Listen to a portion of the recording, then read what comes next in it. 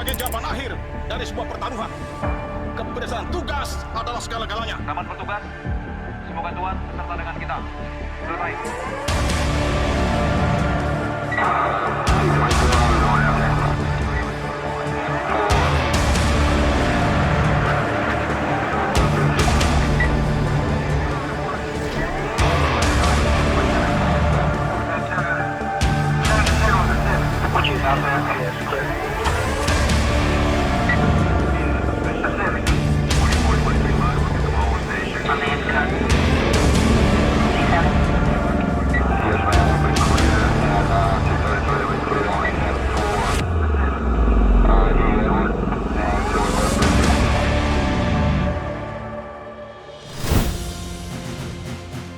Pemirsa, saat ini saya berada di ajang Indo Defense Expo and Forum tahun 2025 yang diselenggarakan oleh Kementerian Pertahanan Republik Indonesia. Ada ratusan booth yang hadir di sini. Salah satunya yaitu booth tempat saya berada saat ini, yaitu di booth Balitbang Kementerian Pertahanan Republik Indonesia. Nah, di ajang ini tentu akan menjadi sebuah wadah yang luar biasa, bukan hanya mempertemukan antara user dan buyer saja, tetapi juga ajang ini tentu bisa memberikan dorongan untuk menghadirkan inovasi-inovasi dalam teknologi industri pertahanan dan juga strategi-strategi yang bisa kita lakukan bersama untuk industri teknologi pertahanan. Nah, lantas bagaimana kemudian lebih detailnya lagi bahwa Indo Defense Expo and Forum tahun 2025 ini bisa memberikan kontribusi bagi dunia penelitian pertahanan Republik Indonesia. Saya akan mengajak Anda untuk berbincang dengan Kepala Balitbang Kementerian Pertahanan Republik Indonesia. Ada Maijen TNI Dr. Joko Purwanto. Apa kabar Bapak? Baik, Terima kasih sudah kasih. meluangkan waktu untuk kami, untuk Defense Advocate Podcast Bapak. Saya nanti mau gali lebih banyak lagi bagaimana kemudian event ini bisa memberikan dorongan untuk inovasi dan juga strategi pertahanan Republik Indonesia. Mungkin kita berkenan untuk ngobrol lebih banyak lagi di studio podcast kita ya Pak. Mari Pak. Ya, mari, terima kasih Mbak Tisa.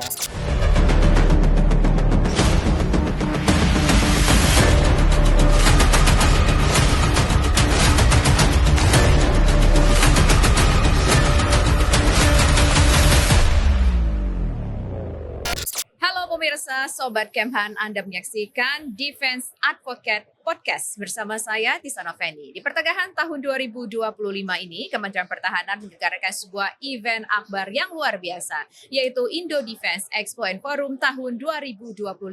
Di ajang ini, industri-industri pertahanan baik dari dalam dan juga luar negeri memamerkan produk-produk unggulan mereka. Tentunya ini memberikan dampak ataupun sumbangsi bagi inovasi dan juga strategi penelitian pertahanan di negeri ini. Lantas pemirsa, bagaimana korelasi dan juga dampaknya untuk strategi dan juga inovasi penelitian pertahanan di Republik Indonesia? Untuk membahas hal tersebut, saat ini saya sudah bersama dengan narasumber kita, yaitu ada Kepala Badan Penelitian dan Pengembangan Kementerian Pertahanan Republik Indonesia, Maijen TNI Dr. IE Joko Purwanto, SEMM. Selamat siang Bapak, apa kabar? Selamat siang Mbak Tisa, kabar baik, luar Terima biasa. kasih Bapak sudah berbagi waktunya bersama kami dalam kesempatan kali ini. Baik. Tadi sudah muter-muter ya Pak ya sebelum kita ngobrol di sini ya? Ya, sudah. Tadi dari pagi jam 7 sebelum mereka pada datang, saya coba keliling-keliling lihat-lihat hasil produk-produk mereka. Iya. Nah, Ya. kalau dalam kesempatan Indo Defense Expo and Forum tahun 2025 ini sebetulnya apa yang ingin kita tonjolkan Pak kepada pemangku kepentingan, kepada masyarakat dan juga orang-orang yang terkait? Baik, terima kasih Mbak Tisa. Untuk tahun 2025 ini kami Balitbang banyak menyampaikan produk-produk tentang hasil Litbang di tahun sebelumnya, yaitu antara lain adalah drone yang kami coba tampilkan dengan beberapa teknologi yang kita gabungkan dengan AI dan juga beberapa sistem komunikasi militer yang kita juga coba kembangkan, serta ada beberapa material-material komposit yang juga dikembangkan di tahun ini, Mbak Tisa. Ya, kalau berbicara soal fokusnya Pak, sebetulnya kalau misalkan kita lihat yang menjadi fokus utama dari Litbang Kemhan dalam beberapa tahun terakhir ini, bagaimana kemudian tercermin dalam produk-produk yang mungkin dipamerkan dalam ajang ini Pak? Iya, kita coba buat teknologi sistem UAV yaitu drone, kemudian juga beberapa eh, modernisasi alutsista yang coba kita buat. Kita ada seperti teknologi untuk pelontar pelontar bom itu kita juga buat, Mbak. Jadi pada kesempatan ini kita coba tampilkan, termasuk ada weaponized drone di situ juga kita tampilkan, Mbak. Berarti selama beberapa tahun belakangan ini sampai dengan tahun ini fokus kita pada pengembangan drone ya Pak ya? Betul sekali. Ya. Kenapa pengembangan drone ini dirasakan penting dan perlu sekali Pak dibandingkan dengan sejumlah alutsista-alutsista yang lainnya? Iya, kalau kita lihat di dunia teknologi modern itu memang perkembangan drone ini menjabat perhatian sangat tinggi ya, karena di situ sudah menggunakan teknologi canggih ya, AI, di mana akurasi, efisiensi dan juga pencapaian hasil dari suatu sasaran itu bisa lebih dapat gitu, Mbak. Ya, kalau kita lihat Pak, dari apa yang kita kembangkan saat ini, kemudian kita bandingkan dengan mungkin yang dimiliki oleh katakanlah industri pertahanan yang juga mungkin ada memamerkan drone juga di sini. Apa kemudian yang mungkin bisa kita pelajari dari mereka untuk bisa kita lebih mengembangkan lagi drone dalam negeri kita, Pak? Iya, betul. Kalau kita lihat teknologi drone yang ditampilkan oleh beberapa negara sahabat di sini, memang mereka teknologinya sudah cukup baik ya. Namun kita juga di Litbang ini juga sudah mulai mengambil tahapan-tahapan ya. Khususnya untuk menuju kepada teknologi drone ini kami bekerja sama dengan beberapa industri pertahanan dalam negeri, yaitu kita ikut bergabung dengan Defense ID ya, ada di dalamnya ada beberapa industri pertahanan. Nah, ini kita juga sedang mengembangkan itu, Mbak. Kalau kita masyarakat awam nih Pak ya, kita kan sangat tertarik sekali Pak untuk melihat kecanggihan teknologi industri pertahanan yang kita miliki. Kalau kita melihat perang-perang yang terjadi di luar negeri, misalkan ketika Israel mungkin kemudian menyerang Palestina menggunakan drone yang luar biasa canggihnya. Nah, apakah memungkinkan kita juga memiliki sistem kekuatan drone seperti itu, Pak? Walaupun kita berharap tidak akan ada perang, tapi setidaknya kita perlu memperkuat alutsista kita. Betul. Ke depan kita akan seperti itu ke depannya. Memang kalau lihat di drone itu kan ada beberapa teknologi drone yang tergabung di dalamnya ya. Ada untuk bom, terus ada kamikaze drone, ada juga drone yang untuk mengangkut barang. Nah, itu memang klasifikasi drone seperti itu. Nah, tahapan-tahapan awal itu kita juga mulai kembangkan untuk ke arah itu. Tadi saya teringat Bapak menyebutkan bagaimana mengkombinasikan drone dengan AI. Nah, itu Bapak bisa jelaskan lebih lanjut lagi tidak Pak? Karena kan sekarang ini sedang tren AI Pak, Artificial Intelligence. Apapun teknologi selalu dikaitkan dengan AI begitu Pak? Iya, iya. Penggabungannya itu, penggabungan dua teknologi itu dilihatnya dari begini Mbak. Mungkin penentuan sasaran, ya kan? Penentuan sasaran, mapping dari sasaran itu diharapkan lebih persis ya untuk dapat ke tempat itu. Kemudian mengarahkan drone. Jadi drone itu ada semacam kayak kamikaze drone itu agar drone itu bergerak menuju sasaran yang lebih tepat. Jadi dari segi kemampuan menghancurkan, dari segi ketepatan, lebih presisi ya, gitu lebih ya. presisi, Mbak. Siap. Kalau kita lihat dari ratusan booth yang mungkin ada di sini, itu adakah mungkin industri-industri yang juga memamerkan produk-produk mereka seperti drone yang kita bicarakan saat ini dengan mengkombinasikan dengan AI tadi, Pak? Oh, sangat banyak sekali, ya. Tapi ya kami tidak sebutkan satu persatu, tetapi beberapa negara-negara menampilkan seperti itu karena menjadi satu ajang untuk menyatakan bahwa teknologi drone itu makin maju. Ya. Okay. Selain drone, Pak, apalagi kemudian yang akan kita kembangkan setelah kita melihat ajang yang luar biasa ini di Indo Defense Expo and Forum 2025 ini? Fokusnya kemana lagi, Pak? Ya, ke depan kalau drone kan kita melihatnya wahana di udara. Nah, di wahana di laut itu juga sedang dikembangkan oleh Balitbang. Kami ada buat untuk di tahun ini, memang belum kami pamerkan karena masih dalam tahap penelitian. Kita punya hydrophone array. Hydrophone array itu juga sama. kalau drone itu di atas, ini di bawah permukaan air untuk mendeteksi kapal-kapal yang melintas di bawah air. Jadi itu teknologi ke depan yang sedang kita kembangkan. Oke. Terinspirasi dari industri lainkah Pak? Atau mungkin ini memang sesuatu inovasi yang kita miliki atau bagaimana Pak? Kalau menurut kami kegiatan Balitbang itu dimulai dari kebutuhan dalam suatu sistem pertahanan, di mana TNI membutuhkan beberapa alutsista. Nah, dalam proses pengadaannya kan ada dua tahapan, Mbak. Bisa pengadaan itu melalui pembelian, bisa melalui litbang. Nah, ini memang litbang dituntut untuk dapat lebih menginovasi diri, mengembangkan diri untuk bisa mengikuti perkembangan tadi, pemenuhan kebutuhan alutsista. Nah, kalau demikian seberapa penting kemudian Pak event ini Indo Defense Expo and Forum 2025 ini bisa memberikan sumbangsi atau peranannya kepada kerja litbang sendiri, Pak? Baik, terima kasih Mbak Tisa. Indo Defense ini kalau menurut saya suatu kegiatan yang sangat strategis, ya, di mana kita bisa melihat perkembangan teknologi ini secara real, ya. Kemudian yang kedua kaitannya dengan Balitbang Kemhan, kita tentu akan bisa termotivasi untuk melihat tahapan-tahapan apa yang harus kita kerjakan, sehingga Balitbang juga bisa menyiapkan diri secara sumber daya manusia, secara kelengkapan laboratoriumnya, dan tentunya juga harus menyiapkan sarana-sarana lain yang digunakan untuk kelitbangan ini, Mbak. Siap. Nah, kalau bicara soal bagaimana Litbang kemudian memastikan bahwa penelitian yang dilakukan ini relevan dengan kebutuhan dari industri pertahanan di dalam negeri, kebutuhan kita begitu supaya menjadi sebuah negara yang berdaulat termasuk dari segi alutsista. Itu seperti apa Pak untuk memastikan bahwa memang yang dilakukan Litbang ini relevan dengan kebutuhan kita? Iya, baik Mbak Tisa. Tadi saya katakan bahwa kita semua berangkat dari kebutuhan user. Dalam hari ini kebutuhan user pertahanan negara itu adalah TNI.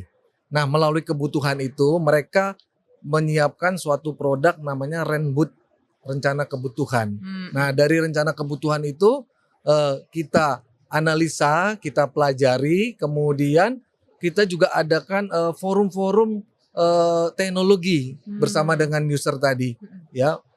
Kita ada kunjungan, ada survei, ada ya rapat-rapat terbatas dengan mereka, sehingga apa yang mau kita rencanakan itu biasanya kita 4 tahun sebelumnya kita sudah buat rencana kebutuhan itu, Renstra, Mbak. Nah, setelah itu dari itu baru nanti kita update di setiap tahunnya, kira-kira apakah teknologinya masih cocok atau perlu pengembangan-pengembangan, Mbak.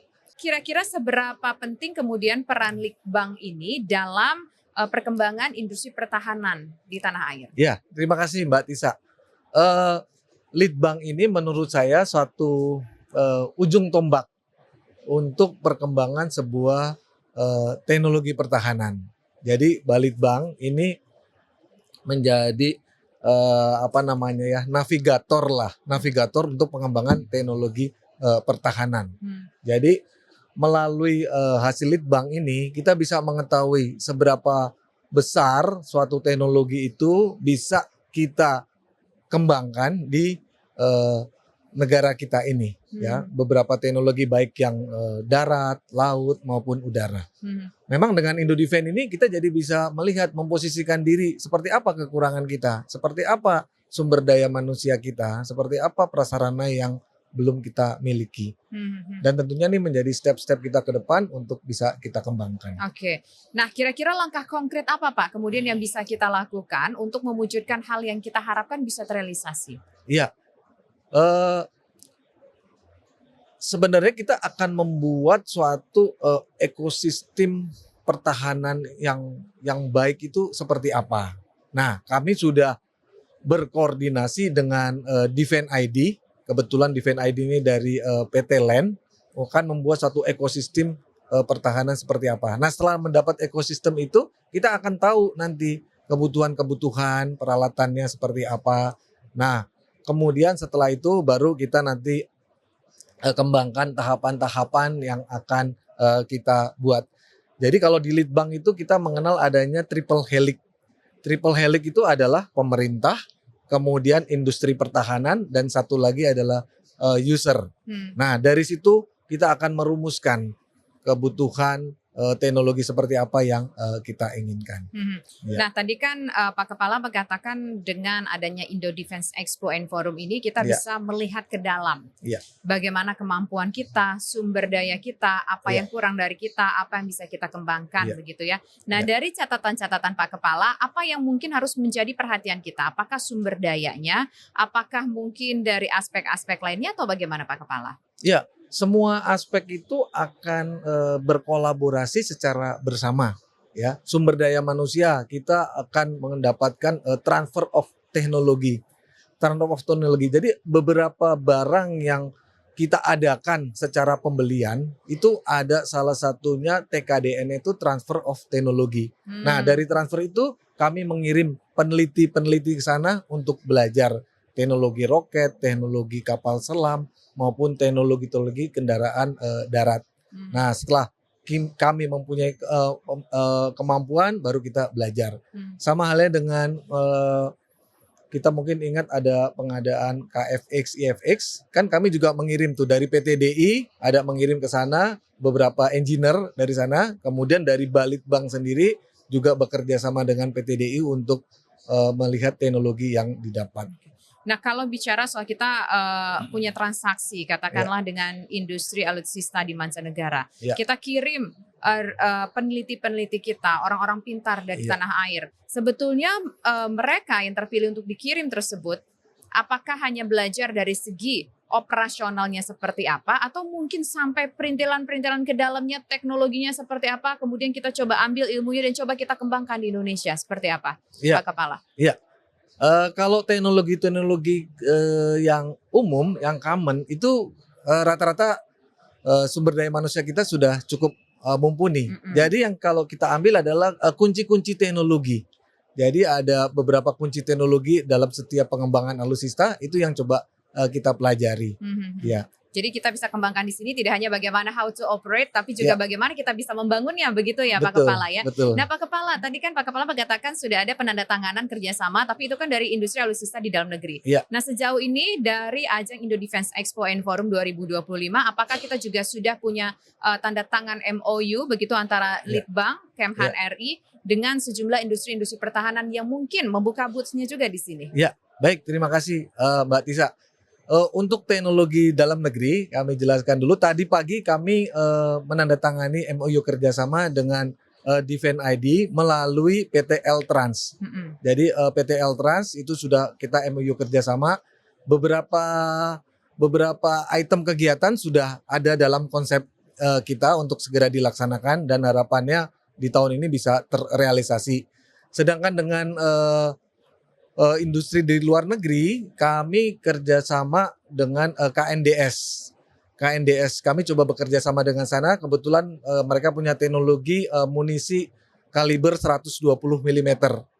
Dan kami juga sudah menyaksikan bagaimana munisi itu ditembakkan di Portugal. Dan tentunya setelah kami meninjau dan tadi kerjasama, kegiatan-kegiatan dalam kerjasamanya tuh nanti kita meliputi tadi Mbak Tisa, bagaimana forum-forum teknologi, apa yang mereka tawarkan, kemudian dari kami dari sisi Litbang mana yang bisa kita kerjakan, dan juga dari user nanti kita akan adakan.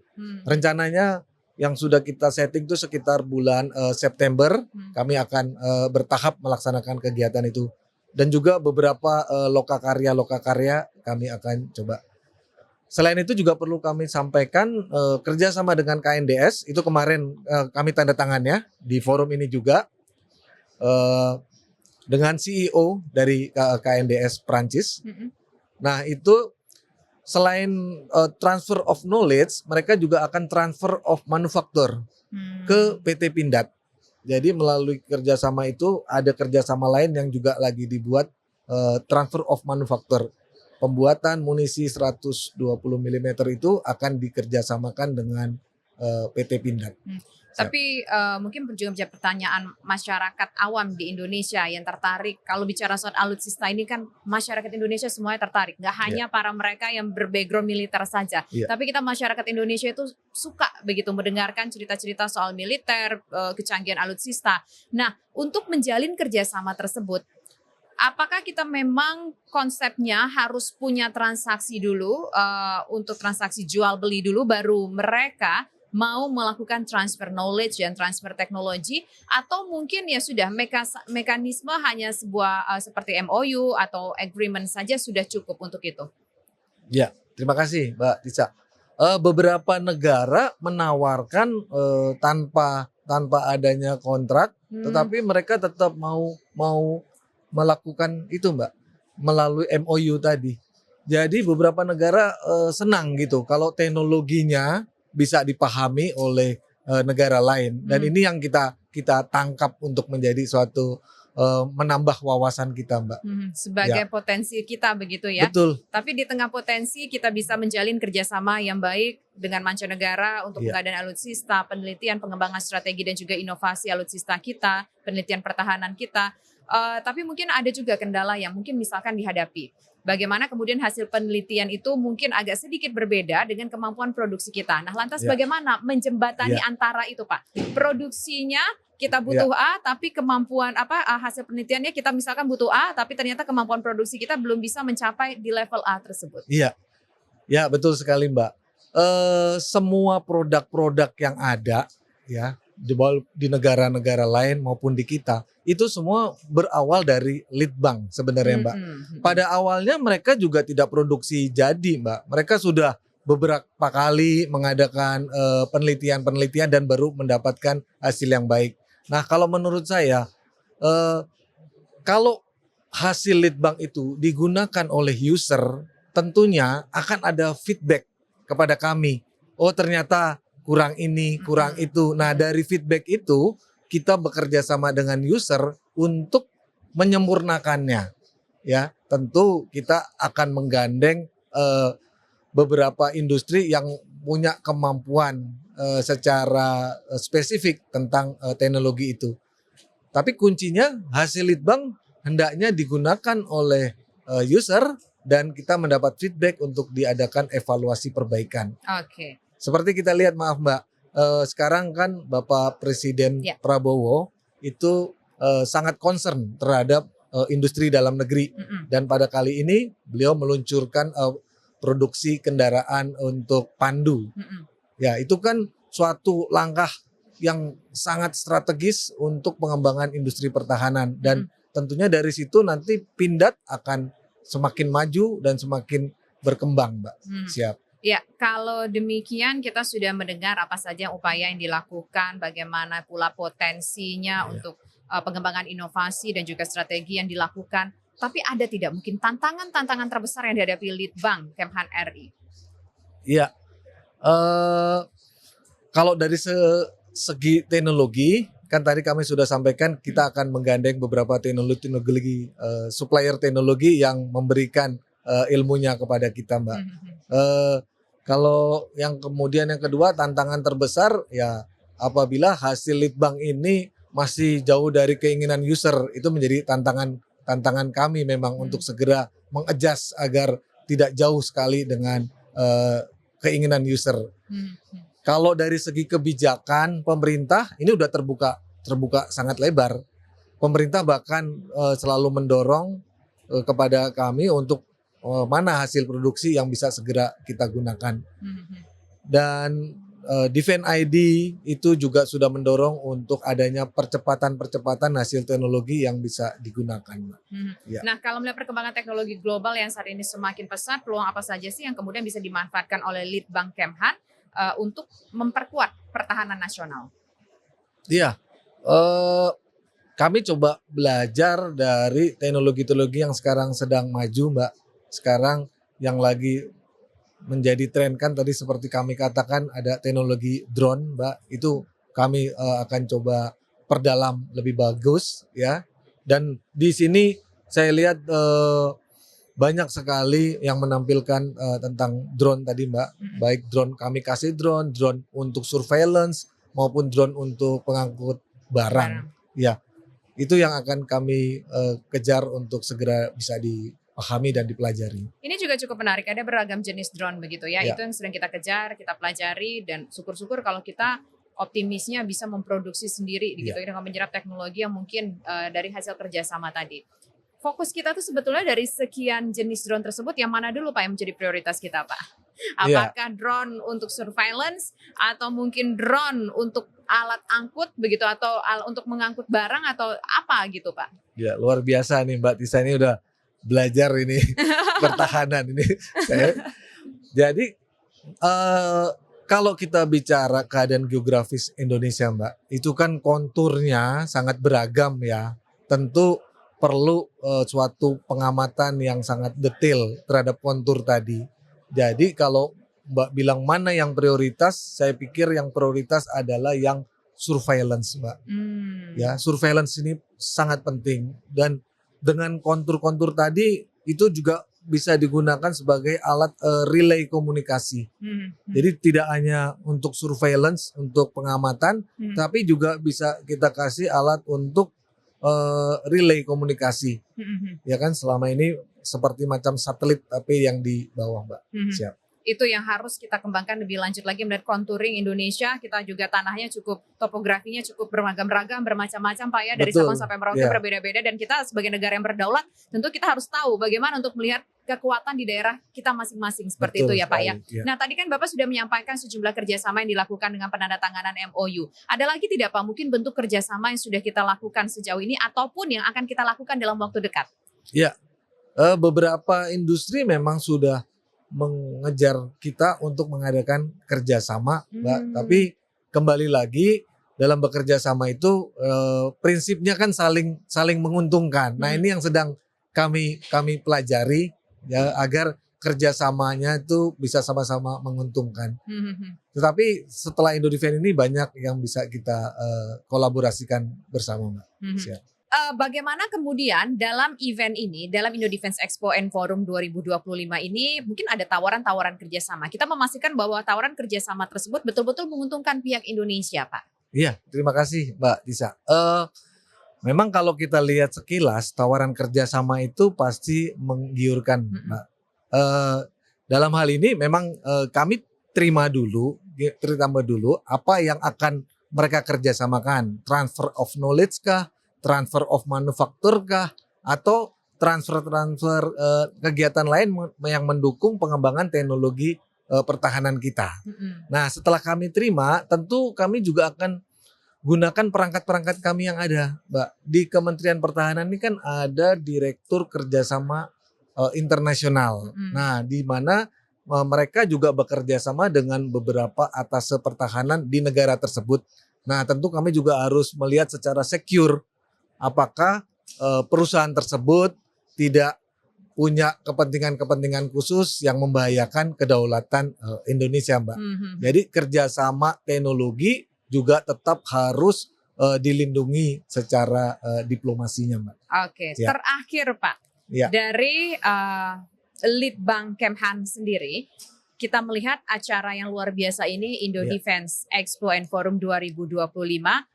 Apa kemudian pesan yang ingin disampaikan kepada pemerintah, pemangku kepentingan, kemudian juga kepada industri dan masyarakat Indonesia? Baik, terima kasih.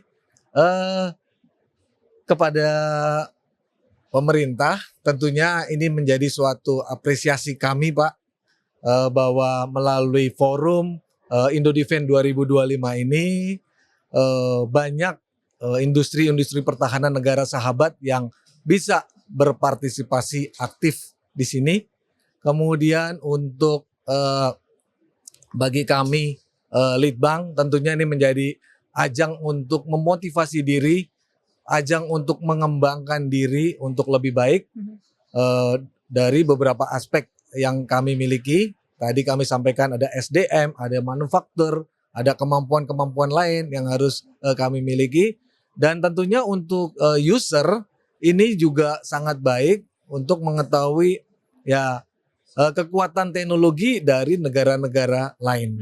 Jadi menurut kami ajang Indodefense 2025 ini sangat baik, sangat bermanfaat dan sangat berkualitas untuk kita kembangkan terus. Ya. Baik, terima kasih kepada Kepala Badan Penelitian dan Pengembangan Kementerian Pertahanan Republik Indonesia, Majen TNI Dr. IE Joko Purwanto, SEMM atas waktunya di tengah kesempatan yang luar biasa ini, yaitu di ajang Indo Defense Expo and Forum tahun 2025. Dari ajang ini setidaknya kita harapkan bisa memberikan kontribusi bagi perkembangan teknologi alutsista di dalam negeri yang tentu saja dikembangkan oleh Litbang Kemhan. Baik itu dari segi transfer knowledge-nya, dari segi transfer teknologinya, sehingga bisa melahirkan inovasi yang lebih baik lagi dan juga bisa menetapkan strategi-strategi apa saja yang harus kita lakukan di tengah kebutuhan zaman yang semakin luar biasa dalam industri pertahanan. Bagaimana kemudian kita bisa memproduksi alutsista yang luar biasa canggih dengan kebutuhan yang dibutuhkan untuk negara kesatuan Republik Indonesia. Demikian kebersamaan kita kali ini. Saya Tisa Noveni undur diri. Terima kasih dan salam bela negara.